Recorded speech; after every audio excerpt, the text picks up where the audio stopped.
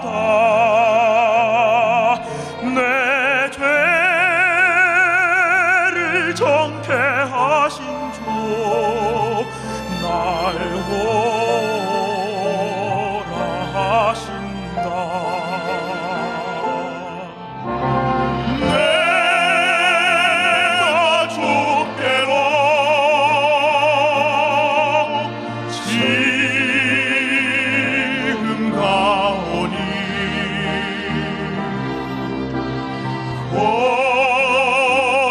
골고다의 보혈로 날 씻어 주소서.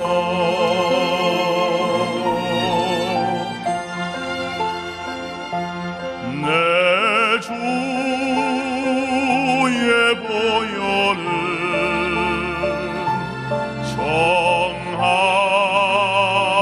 정하고 정하다 내 죄를 정케 하신 주 날 오라 하신다.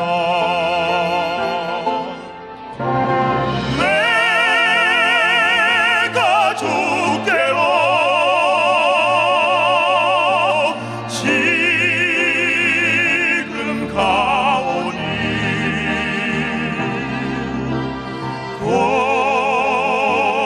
골고다의 보혈로 날 씻어 주소서.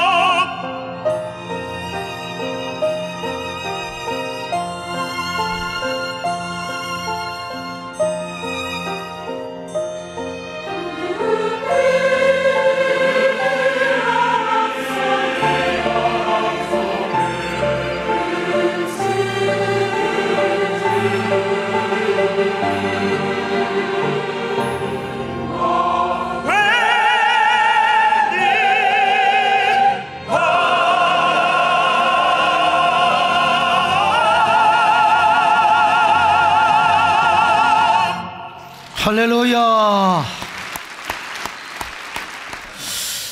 오늘따라 여러분들의 모습이 동안으로 보이는 이유를 제가 잘 모르겠습니다. 옆 사람 모시고 한번 인사하면 좋겠어요. 어쩌면 그렇게 피부가 예술이십니까?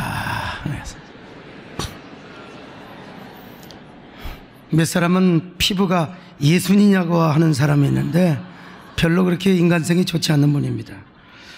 여러분, 그 닭을 생산하고 유통하는 회사인데 그 회사의 장로님 김홍국 장로님이십니다. 이분이 익산 신광교회 장로님이신데 익산 시내의 요지의 땅이 아주 좋은 위치에 13,000평의 땅을 가지고 있었습니다. 그게 조그만 야산도 있고요, 아파트를 지어서 팔면 수익이 아주 200% 보장이 되는 땅이었습니다. 그런데 마침 그때 익산 신광교회는 그 지역에서 가장 큰 교회였는데 교회가 막 부흥되는 거예요. 그래서 예배당을 새로 짓기 위해서 땅을 물색하고 있었습니다. 그때 장로님들이 김문국 장로님한테 찾아가서 50억을 들고 찾아갔어요. 장로님, 아시다시피 교회에 돈이 이것밖에 없습니다. 그 넓은 땅을 그냥 달라고 할 수는 없고 이거라도 받고 교회에다 좀 내놓으면 어떻겠습니까? 그리고 50억을 두고 가버렸어요. 이게 뭐 그냥 졸지에 50억을 받아버렸어요. 그냥. 사실 이건 말도 안 되는 얘기입니다. 수백억을 주고도 팔 수 없는 땅을 장로님이 믿음이 좋으니까, 그리고 교회니까 이게 가능한 얘기가 아니겠습니까? 그래서 김은국 장로님 어거지로 50억을 받고 그 금싸라기 같은 땅을 교회에다가 그냥 뭐 울며 겨자 먹기로 판 거죠. 그런데 그 장로님께서 50억을 받고 나서 공장에 그만 불이 나버리고 말았습니다. 그냥 공장이 다 타버리고 말았어요. 그러면 어지간한 사람은 내가 이렇게 하나님께 잘했는데 왜 내가 이런 일을 당하느냐고 푸념을 할 수 있겠지요. 근데 김 장로님은 너무 깜짝 놀라가지고 그 돈을 교회에다가 다시 갖다가 줘버렸어요. 내가 이 돈 받아서 하나님께 볼 받았다고. 그리고 땅을 통째로 13,000평을 바쳤을 뿐만 아니라 현찰 100억을 헌금을 하신 거예요. 그리고 그 후부터 모든 헌신을 지원하는, 정말 스스로 누가 시키지 않아도 자원하는 마음으로 헌신하는 거예요. 근데 다른 사람들에게 막 자원하는 도전을 주는데 그 건축원금을 한 후에 중직자 300명을 선발해서 성지순례를 시켜줍니다. 그리고 그 로마의 그 유명한 성베드로 성당 앞에 교인들을 세워놓고 이렇게 이야기를 하는 거예요. 여러분, 우리도 이렇게 우람한 성전을 한번 지어봅시다. 지방이라고 기죽지 말고 우리도 우람하게 성전을 한번 지어보십시다. 성전 건축은 혼자 사는 것이 아닙니다. 우리 모두 힘을 모두어서 함께 지어야 하나님이 기뻐하신답니다. 이런 식으로 그는 성도들에게 막 도전을 주고 충격을 주었습니다. 그러니 성도들이 한 마음 한 뜻이 안 되겠습니까? 그래서 예배당을 잘 지었습니다. 그리고 엄청나게 부흥을 하였습니다. 그 교회가 익산 신광교회인데, 우리 교회는 땅이 좁으니까 이렇게 높이 세웠지만 저기는 땅이 뭐 벌판이요, 저렇게 코스모스까지다. 세상에. 그 교회는 전라북도에서 성자 소리를 듣던 안경환 목사님께서 목회를 하셨던 교회인데, 왜 나는 성자 소리를 아직 못 듣나 뭐 이런 생각을 한번 해보는데, 젊은 목사님이 새로 부임을 하시니까 아무리 은혜스러운 교회도 씨암탉들이 있고 터줏대감들이 태클을 걸 수 있어요. 그러나 김 장로님은 절대로 그러지 않았어요. 그래서 그 목사님께서 누가 태클 걸면 장로님과 의논을 했다, 김 장로님이 함께 동의를 한 일이라, 그러면 끽소리를 못하고 이렇게 도와줬다고 그런 얘기를 제가 들었습니다. 그러면 하나님께서 그 김은국 장로님을 어떻게 축복하셨는가? 세상에 연 매출이 조 단위가 넘는 수조 원이 되는 그런 회사로 하나님이 축복을 해주신 것입니다. 이야, 이런 교인이 우리 교회에 있으면 얼마나 좋을까, 이런 생각을 해봐요. 내가 지금 익산에 가서 목회를 해볼까, 이래서. 저는 이런 얘기를 듣고 그 교회 집회를 다녀오신 그 고은 목사님에게 들었는데, 야, 이분이 바로 오벳 에돔이 아니겠는가, 이 김은국 장로님 같은 분이 바로 오벳 에돔이다, 이런 생각을 한번 해보았어요. 물론 우리 김은국 장로님과는 비교가 할 수 없지만 우리 교회 서광수 장로님도 그렇습니다. 우리 교회 예배당을 지을 때 성도들이 많지 않았습니다. 그러니까 성도들이 모여가지고 뭐 교인도 얼마 없는데 뭐 이렇게 큰 예배당을 짓느냐. 여러분, 우리 예배당 지을 때만 해도 우리 단일 건물로서 이런 교회 건물이 우리나라에 없었습니다. 막 수근수근거리면서 시험 들고 작당을 꾸미면 제가 뭐라고 하겠습니까? 경찰에 고발을 하겠습니까? 검찰에 고발을 하겠습니까? 이때 우리 서광수 장로님이 일어났어요. 그는 사업가가 아니라 공무원이기 때문에 돈은 없습니다. 아파트 한 채 그저 있는 거 바치고 교인들에게 돈을 줍니다. 우리 가운데 뭐 큰 회사 사장이 있습니까? 우리는 개미군단입니다. 함께 힘을 모두어서 하나님 앞에 성전을 건축합시다. 성전을 건축하는 거, 이거 하나님이 주신 축복의 기회입니다. 함께 힘을 모읍시다. 그러면서 뭐 간증을 통해서 내가 시키지도 않았는데 교인들을 충동하며 전화를 하면서 이런 영향력을 불어넣었어요. 그래서 우리 교회도 하나님의 집을 잘 짓고 우리나라에서 가장 부흥하고 잘 나가는 교회 중에 하나로 지금 여러분 이렇게 축복을 받게 된 것이 아닙니까, 여러분? 그런데 하나님은 우리 교회뿐만 아니라 우리 서광수 장로님을 축복해 주셨습니다. 우리 장로님은 여러분 지방 공무원 9급부터 출발을 하신 분입니다. 그런데 어떻게 교육부 본부로 올라와서 2급으로까지 승진을 하였고 올라갈 때까지 올라간 거지요. 퇴직을 하고 노을 무렵에 여러분 지금까지 대학 총장을 2번이나 연임을 하고 계십니다. 그런 의미에서 우리 서장로님도 이 시대의 작은 오벳 에돔이라고. 나는 저런 분이 어떻게 참 이 말재간도 별로 그렇게 말 좋지가 않습니다. 아브라함의 하나님, 이삭의 하나님, 그리고 우리들의 하나님이죠. 그렇습니다. 여러분, 바로 오벳 에돔은 스스로 하나님께 자원제를 드렸을 뿐만 아니라 남에게 엄청난 신앙에 도전을 주고 영적인 충격을 주었던 사람. 그가 이방인 출신이었느냐 아니면 레위 지파의 후손이었느냐, 여러분 그건 본질이 아니요, 그게 사실 중요한 문제는 아닙니다. 그 엄청난 위험 부담을 무릅쓰고 자원제를 드리는 마음으로 하나님의 법궤를 자기 집으로 모셔간 그 자체가 중요한 거 아니겠어요? 그런 결단과 행동을 통해서 남에게 도전을 주고 남에게 말이요 엄청난 충격을 준 거, 이것이 바로 중요한 문제란 말입니다.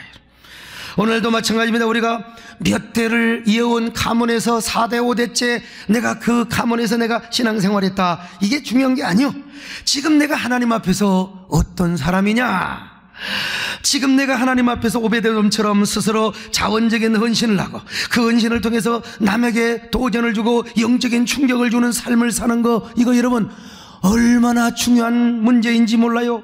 여러분 아무리 몇 대 자손으로 내가 예수를 믿었다 할지라도요, 날마다 신앙이 상한 갈대와 같고 언제나 목사에게 걸림돌이 되고 교회 와서 시험꾼이 되고 말씀꾼이 된다, 여러분 이게 무슨 자랑이겠습니까? 몇 대를 믿어도 자원제 한 번 드리지 못하고 헌신 이야기 한 번만 나와도 금방 삐지고 금방 시험 드는 사람, 여러분 무엇을 자랑하겠습니까? 그죠? 내 당대에 믿었다 할지라도 스스로 자원제를 드릴 수 있고 자원하여 충성할 수 있는 사람, 남들에게 거룩한 도전과 신선한 충격을 줄 수 있는 삶을 살아야, 이런 사람이 바로 오늘 이 시대의 오벳 에돔인 줄로 믿습니다. 여러분 모두가 이런 오벳 에돔이 되시기를 축원합니다. 오벳 에돔처럼 남에게 도전을 주고 충격을 주고 거룩한 흥분을 불러 일으키는 그런 신앙인들이 될 수 있기를 주님의 이름으로 축원합니다. 너는 담장으로 뻗은 가지에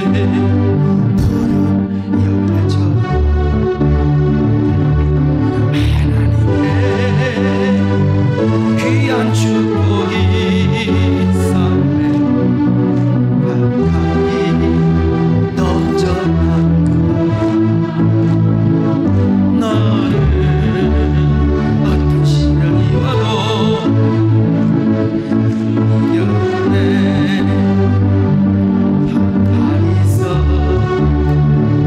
전하신 하나님께서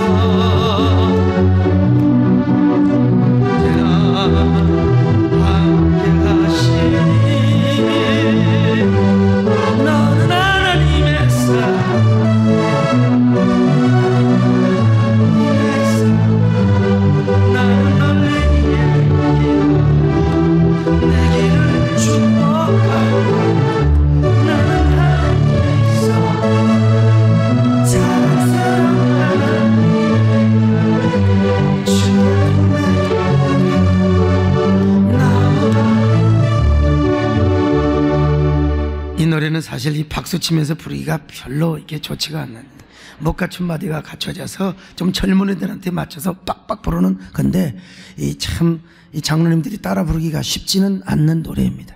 그럼에도 불구하고 노래 부르려고 하는 저 모습이 참 귀엽게 보이죠. 저는 오벳 에돔을 물론 레위인의 후손이라고 믿고 주장합니다. 그는 가드 림몬에서 태어난 저 고앗 자손일 뿐만 아니라 성경은 아무 설명 없이 오벳 에돔을 바로 고라 자손의 후손이라고 기록하고 있기 때문에 그렇습니다. 특별히 역대하 26장에서 오벳 에돔을 고라 자손의 후손으로 기록하는 방식이 역대상 4장에서 야베스를 소개하는 방식과 너무나 똑같습니다. 이것이 바로 뭡니까? 역대기 저자의 성경 기록 방식입니다. 왜 그러느냐? 바로 이 유다의 후손들 가운데 누구를 낳고 하다가 야베스가 딱 등장하거든요. 야베스가 축복을 받은 사람이라는 걸 소개하기 위해서였어요. 자, 역대상 4장 6절로 10절입니다. 시작. 나라는 그에게 아우삼과 헤벨과 데모니와 하스 다리, 차라리 나무다리라는 게 좋을 것 같아요, 이름이. 자, 낳아주었으니 이는 나라의 소생이요 헬라의 아들들은 세렛과 이스활과 에드나님이요. 자, 그 다음에 쫙 7제까지 나오는데, 자, 야베스는 시작. 야베스는 그의 형제보다 귀중한 자라. 야베스가 이스라엘 하나님께 아뢰오르되 원컨대 하면서 쭉 나오는데 생략하고요. 자, 하나님이 그가 구하는 것을 다 허락하셨더라. 여러분, 유다의 수많은 자손들 가운데 특별히 야베스가 이렇게 복을 받았다는 이야기를 아주 잘 강조하기 위해서 이런 독특한 방식으로 성경을 기록했습니다. 근데 역대상 26장도 자, 이렇게 말씀하고 있습니다. 역대상 26장 1절로 5절입니다. 시작. 고라 사람들의 문지기 반들은 이러하니라. 아삽의 가문중 고레스의 아들 무셀레마리아, 무셀레마이의 아들들은 마다들 스가랴와 둘째 여디야엘과 셋째 스바냐와, 자, 복잡한 이름 다 생략하고, 일곱째 열엘요에네이며, 자, 그 다음에 오벳 에돔의 아들들은 맏아들 스마야와 둘째 여호사밧과 셋째 요아와 여덟째 부올레데니 이는 하나님이 오벳 에돔에게 복을 주셨음이니라. 보세요, 전부 다 복 받은 사람을 강조해요. 누구 여기다가 소강석이는 집에서 예수 믿고 집에서 나와서 이렇게 복을 받아. 여러분, 똑같은 겁니다. 여러분이 이렇게 소개되고 하나님께 기억받은 바 되는 그런 여러분 되시기를 바랍니다. 자, 여러분, 역대상 4장과 26장의 기록 방식이 똑같아요. 그건 뭐냐? 오벳 에돔이 고라 자손으로서 언약궤를 잘 모셔가지고 야베스와 같은 특별한 복을 받았다는 것을 의미하는 표현 방법이라 이 말입니다. 여러분, 참이 얼마나 오벳 에돔이 복을 받았으면 성경은 이렇게 독특한 방법으로 야베스처럼 기록을 했을까요? 그렇다면 왜 오벳에돔의 부모가 그의 이름을, 그런 이름을 지어 주었느냐는 말입니다. 만약에 오벳에돔이 레위지파 출신이고 고라의 자손이라면, 아니 어떻게 오벳에돔의 이름을, 왜 아들의 이름을 이렇게 지어 주었느냐는 것입니다. 오벳에돔이란 뜻이 뭐라고 했어요? 에돔의 종이라, 에돔 신을 섬기는 자라. 여러분, 이게 말이나 되는 거요? 어떻게 레위인이 되어가지고 하나님의 백성이 되어가지고 야, 너는 에돔 신이나 잘 섬겨라, 이런 이름을 지어줄 수 있느냐는 거요. 이것이 바로 골 때리는 이야기가 아닐 수가 없습니다. 그래서 많은 학자들이 오벳 에돔을 이거 이방인이 아니냐 이렇게 추정할 학자들이 있다 이 말입니다. 오벳 에돔의 이방인 출신이었지만 하나님의 언약궤를 잘 모셔서 훗날 다윗이 특별히 레위지파에 끼워주었다. 이거는 추측에 불과합니다. 성경적 근거가 희박해요. 물론 저도 한동안은 그렇게 생각하고 믿었습니다. 저처럼 당대 예수 믿고 집에서 홀로 나와서 야, 복받은 사람에게는 오히려 오벳에돔이 이방인이라는 이야기가 더 은혜가 돼요. 그러나 그것은 어디까지나 추측일 뿐이지 성경적인 근거가 희박하단 말입니다. 그러면 오벳에돔의 진짜 레위지파 후손이었다면 왜 부모가 이런 이름을 지어주었단 말인가? 성경은 이 사실에 대해서도 침묵하고 있습니다. 그런데 유대 정통 랍비들은 오벳에돔의 이름을 이렇게 해석합니다. 오벳 에돔이란 말이 한면으로 보면은 에돔의 종이나 에돔 신을 경배하는 자라는 말로 얼핏 해석이 가능하지만 좀 더 어원적이고 근원적으로 이 이름을 분석하면 그 뜻이 아니라는 것입니다. 에돔이라는 말은 원래 북다라고 하는 뜻입니다. 에서의 이름을 따서 에돔 족속이 나오고 에돔이라는 국가가 나왔지만 원래 그 말의 본뜻은 북다라는 뜻이라는 거예요.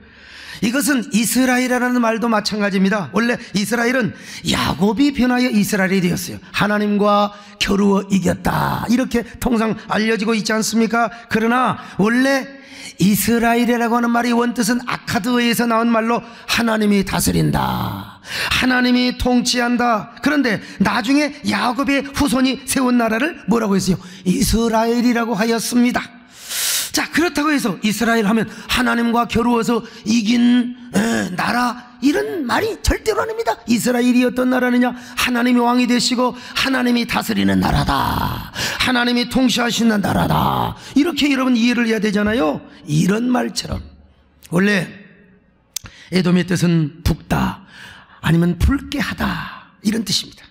자, 그리고 오벳이란 말은 아바드라는 말이 나와요. 아바드, 섬기는 것이다, 섬기는 사람, 종이라, 이런 의미입니다. 그러니까 여기서 이 오벳 에돔을 좀 더 어원적으로 분석을 하면, 근원적으로 분석을 하면 바로 남의 얼굴을 붉게 하는 자라, 남의 얼굴을 홍당무가 되기는 남의 얼굴을 아주 빨갛게 섬기는 사람이라는 뜻을 가지고 있다는 것입니다. 남을 수치스럽게 하며 부끄럽게 하며 대단히 난처하게 하는 사람이라, 이런 의미로 오벳 에돔이라는 이름을 지어 주었다는 것입니다, 여러분. 그러면 오벳 에돔의 부모가 어떤 의도로 이런 이름을 지어 주었단 말인가? 그것은 그만큼 오벳 에돔이 훌륭한 믿음을 가지라는 염원을 가지고 그렇게 이름을 지어 주었다는 것입니다. 도전적이고 모험적이며 신앙생활을 하라, 그렇게 하나님을 잘 섬기라는 의미로 이런 이름을 지어 주었다는 것입니다. 자, 가령 이렇게 우리가 상상해 볼 수 있어요. 자, 오벳 에돔의 어머니 아버지가 오벳 에돔에게 이렇게 이야기를 하는 거예요. 아들아, 엄마 아빠는 너의 이름을 오벳 에돔으로 지어준다. 우리는 하나님을 가장 잘 섬기고 기쁘게 해드리는 것이 레위 지파의 기업이고 행복이고 축복이란다. 그러므로 너는 자라서 남의 얼굴을 붉게 하고 부끄럽게 할 정도로 하나님을 잘 섬겨라. 남이 하기가 싫고 부담스럽게 여기고 정말로 뺀질이 하는 일이라 할지라도 하나님이 기뻐하신다면, 하나님이 영광을 받으신다면 넌 눈치 보지 말고 목숨을 걸고 서슴지 말고 너는 이 일을 행하거라. 너의 모습을 보는 이들로 하여금 얼굴이 붉고 홍당무가 되게 할 정도로 말이다. 막 이런 마음으로 어머니 아버지가 이름을 지어줬다는 것입니다. 자, 그런데 이스라엘의 전통에 의하면은 오벳 에돔이 그렇게 자랐습니다. 그리고 이름값을 하는 것입니다. 주변 사람들에게 얼굴을 많이 붉게 만들었다는 것입니다. 그러다가 이번에는 여러분 다윗 왕의 얼굴을 붉게 만들었다는 것입니다. 이게 바로 이스라엘 정통 랍비들의 해석이고 주장이며, 그리고 저는 이러한 해석을 받아들이며 주장하는 목사란 말입니다. 물론 다시 말씀드립니다. 오벳 에돔이 이방 출신이냐 레위인 출신이냐 그 자체는 본질은 아니에요.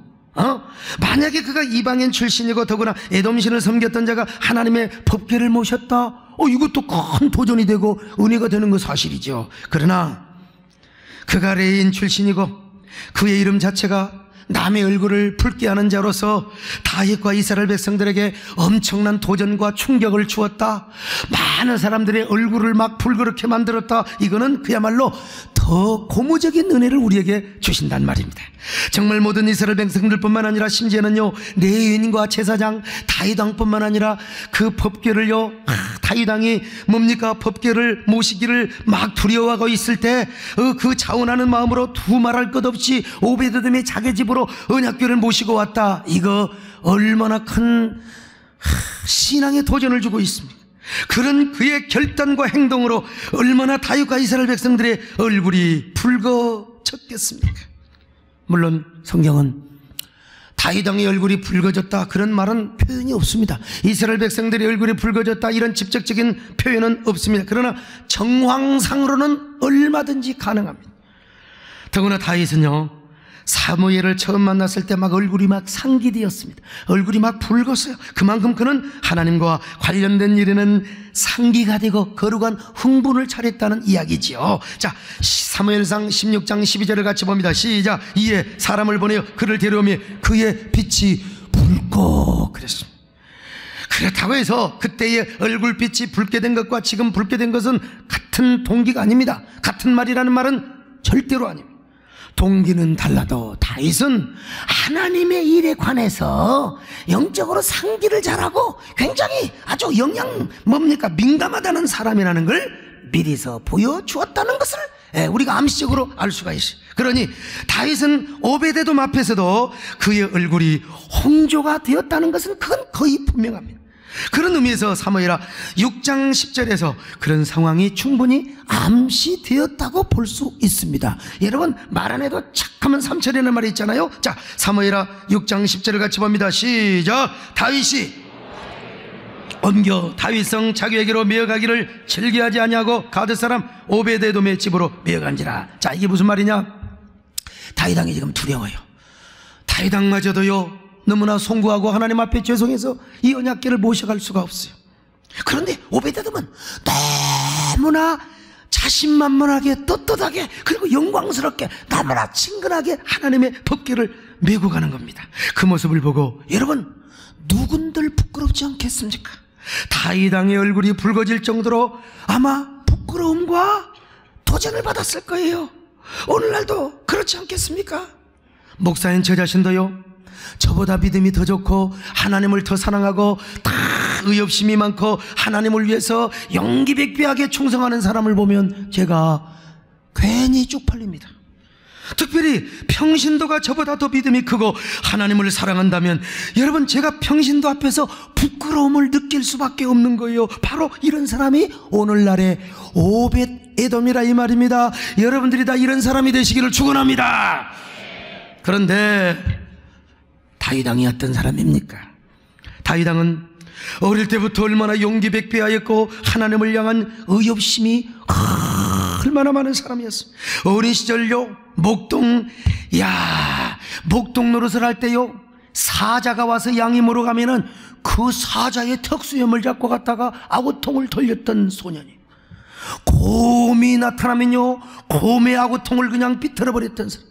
우리 유성근 장로님이 어디 계십니까? 우리 장로님이 그 유도가 8단. 그래서 등산을 하면서 만약에 호랑이가 나타나면 어떻게 하겠느냐? 내는 유도가 8단이니까 모가지를 비틀어가지고 모가지를 꺾어버린다는 거예요. 네, 사실 아무리 유도가 8단이라도 잘 믿어지지가 않습니다, 여러분. 그런데 다윗이는 여러분요 아구통을 돌려버리고 말았다 이 말입니다, 여러분. 뿐만 아니라 온 이스라엘 백성들이 거인 골리앗의 호령소리 앞에 막 벌벌 떨고 있는데 다윗이가 물맷돌 5개와 막대기 하나를 가지고 여러분 골리앗을 가서 이맛박을 까부수었던 이스라엘의 위대한 영웅 중에 영웅 아닙니까, 여러분요? 사울왕에게 쫓겨다니다가 완전히 십황모지에 포위를 당했어요. 이름도 이상합니다, 여러분요. 십황모지에. 그래가지고 거기 사는 10사람들이 말이요 막 사울왕에게 이 다윗을 막 죽이라고 말이요. 그랬을 때 3,000명의 포위꾼들에게 둘러싸여서 거반 죽을 때에 다윗 왕은 한 번도 당신은 왕이 아니지만 불평하지 아니하고 두 손 들고 하나님께 기쁨으로 나 큰 죄를 드렸지 않습니까? 그는 유다 왕이 되자마자 하나님의 법궤를 찾기 위하여 얼마나 혼신의 힘을 다했습니까? 하나님의 법궤를 찾기까지는요 침상에도 올라가지 아니하고 장막에도 들어가지 아니하고 눈꺼풀로 편히 졸지도 않겠다고. 그러다가 하나님의 법궤를 찾았을 때 얼마나 가서 법궤 앞에 가서 경배를 했습니까, 여러분? 그리고 나서 이스라엘의 전체 왕이 되자마자 아무도 엄두를 못 내었던 예루살렘 성을 정복했어요. 갈렙도 여호수아도 그거 감히 생각지도 못한 예루살렘 성을 정복을 해버렸다 이 말이요. 그런 후에 지금 언약궤를 모셔오고 있는 것입니다. 그런데 오벳에돔이 그런 다윗의 얼굴을 완전히 빨개지게 만들어버리고 말았다는 거예요. 얼마나 대단한 사람입니까? 다윗은요 하나님의 언약궤를 성경의 가르침대로 모셔오지 않았습니다. 이방인의 방법대로 세속주의, 혼합주의의 사고방식을 가지고 하나님의 언약궤를 수레로 끌고 온 것입니다. 그러는 과정에서 우사의 사건을 당하였어요. 우사가 여러분 죽었잖아요. 그러자 다윗도 두려워 떨고 거기 있었던 모든 이스라엘 백성들이 막 두려움에 사로잡혀서 블레셋에서는요 언약궤가 그 사망과 재앙과 죽음을 가져오더니 여기서는 우사를 죽이는구나. 하나님의 언약궤는 재앙과 저주를 가져온다고 법궤에 대한 편견을 가지고 있었어요.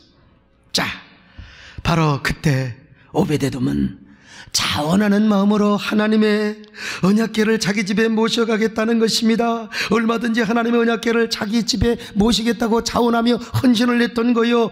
여러분, 만약에 오베데돔이 이런 마음이 없었다면 다윗 왕이 그걸 시킨다고 듣습니까? 만약에 이방인이라면 그 뜨거운 감자를 덥석 받을 리가 없지요.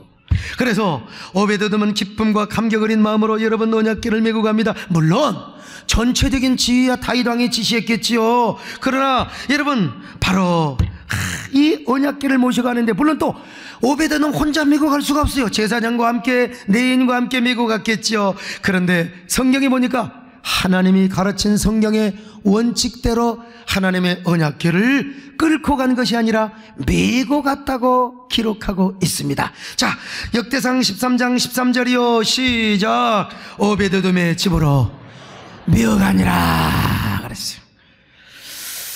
하나님의 언약궤를 메고 갈 때 말이죠, 하나님의 그 성령의 거룩한 임재가, 영광의 임재가 가득하게 임재했을 것이, 어쩌면 사람들의 눈에 보이도록 영광의 세키나가 구름 기둥처럼 임재했을지 몰라요. 그러니 여러분, 오베데돔이 얼마나 감격했겠습니까?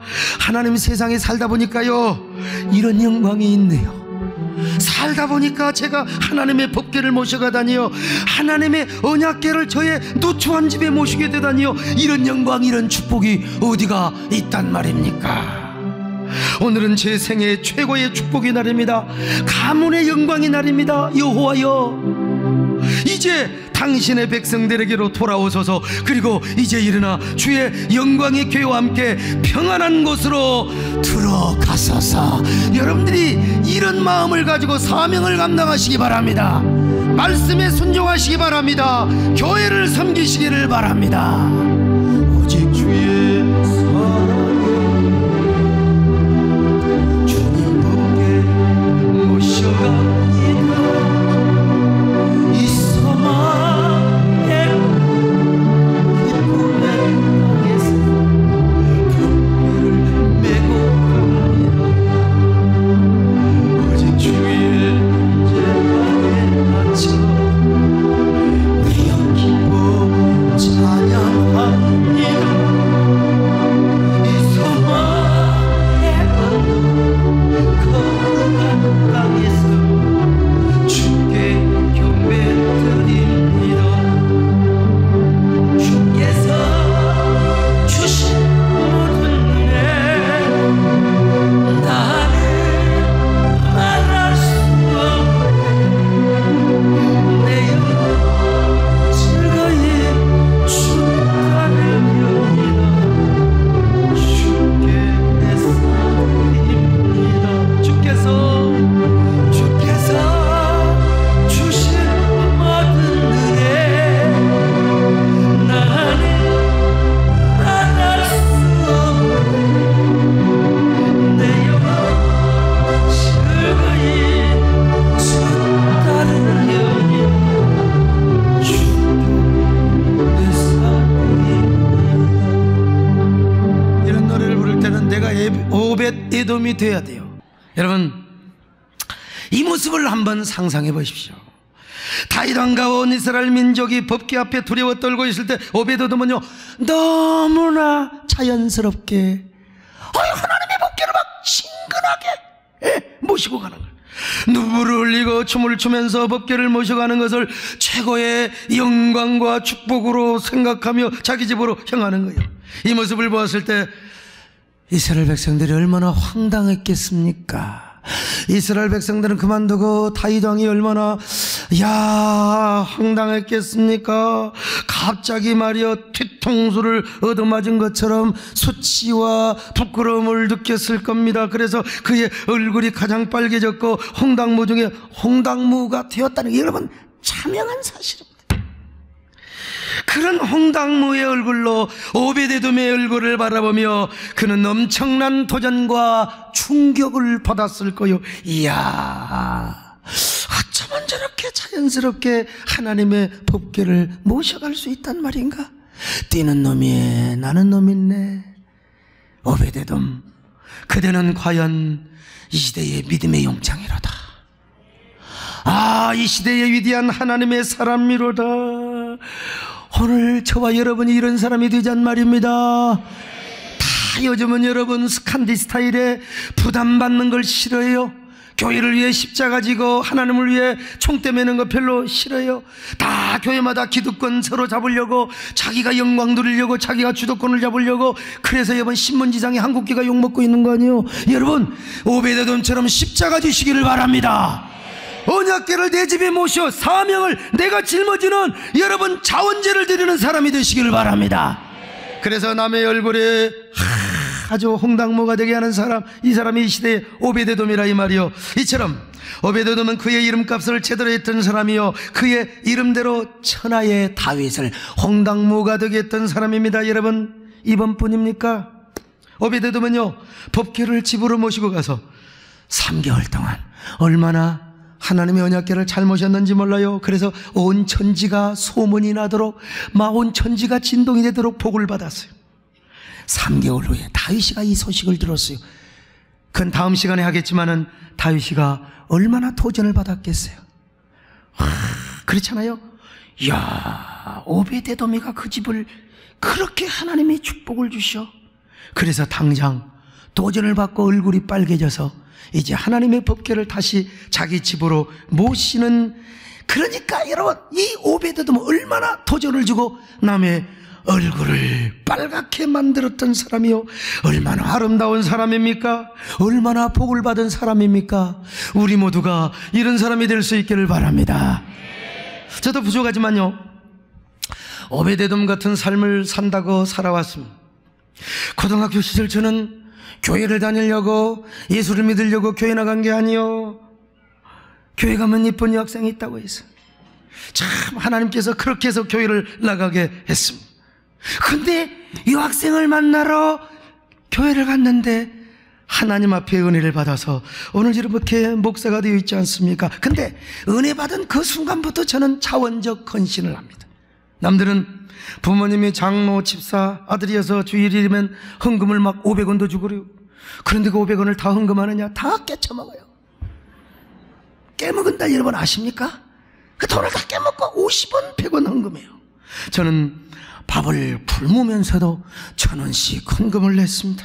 누가 시키지 않았지만 수요 예배, 금요 예배, 고3 때 세상에 아이고 새벽 기도까지 나갔으니 완전히 여러분 또라이입니다, 세상적으로 볼 때. 그리고 열심히 교회를 나가니까 그 교회가 교회를 진다고 나도 건축 헌금을 하고 싶어서 저희 아버님께 거짓말로 편지를 썼습니다. 축농증 때문에 제가 영어 단어가 안 외워진다고 치료비를 보내달라고 했어요. 저희 아버지 참 얼마나 잘 속아 넘어갔는지 몰라요. 어린 시절부터 제가 굉장히 코가 많았거든요. 아시다시피 지금도 코가 많은데 오늘은 이상 코가 안 나옵니다, 하나님 은혜로. 생각하니까 지금 코가 있네 보니까요. 어린 시절에 코가요 한 30cm 40cm 내려왔어요. 누런 코가 내려왔습니다. 그런데 내 기억에 한 번도 코가 땅에 떨어져 본 적이 없습니다, 여러분. 그래서 저희 아버님이 그걸 알기 때문에 공부 열심히 하라고 돈을 보내주는 걸 제가 건축헌금을 했어요.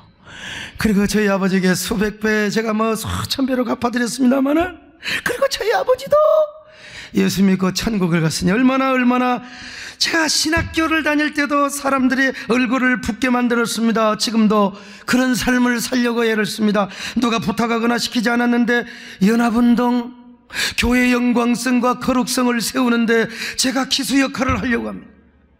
모험을 하면서 이슬람 대책운동의 선구자, 동성애법, 이거 여러분 사실 교회와 직접적으로 연관되지는 않지만, 그러나 오늘 우리 존경하는 서청원 의원님도 이렇게 오셨는데, 여러분 동성애, 여러분 만약에 여러분 사위가 짧은 치마 입고 와서 아버님 그러면 어떻게 되겠습니까?